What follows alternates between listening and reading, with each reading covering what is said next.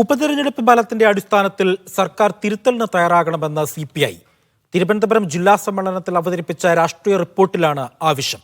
ജനങ്ങളുടെ വികാരം ഉൾക്കൊണ്ട് മുന്നോട്ട് പോകാൻ സർക്കാർ ശ്രമിക്കണം.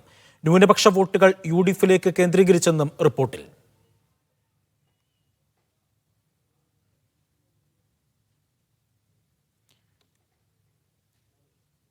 ചെങ്കൊടി പാർട്ടികൾ ഒരുമിക്കണമെന്ന CPI ദേശീയ എക്സിക്യൂട്ടീവ് അംഗം പ്രകാശ് ബാബു. BJP-യുടെ ഹിന്ദുത്വ രാഷ്ട്രീയത്തെ ചെറുക്കാൻ അങ്ങനെ കഴിയൂ. കമ്മ്യൂണിസ്റ്റ് പാർട്ടികളുടെ പുനരേകീകരണം സ്വപ്നമല്ല ലക്ഷ്യമെന്നും കരുതി പ്രവർത്തിക്കണമെന്നും പ്രകാശ് ബാബു.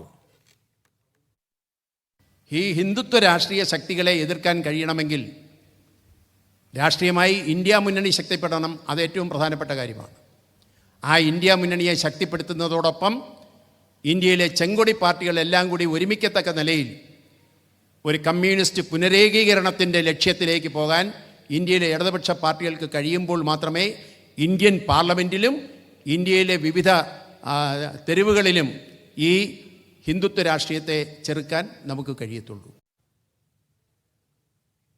സൈഫുണ്ട് വിവരങ്ങൾ നൽകാനായി. സൈഫ്, ഈ തിരുവനന്തപുരം ജില്ലാ സമ്മേളനത്തിൽ പ്രധാനമായും സർക്കാർ തിരുത്തലിന് തയ്യാറാകണമെന്നുള്ള ഒരു ആവശ്യമാണ് ഈ രാഷ്ട്രീയ റിപ്പോർട്ടിൽ CPI മുന്നോട്ട് വെക്കുന്നത്. എന്താണ് വാർത്തയുടെ വിശദാംശങ്ങൾ?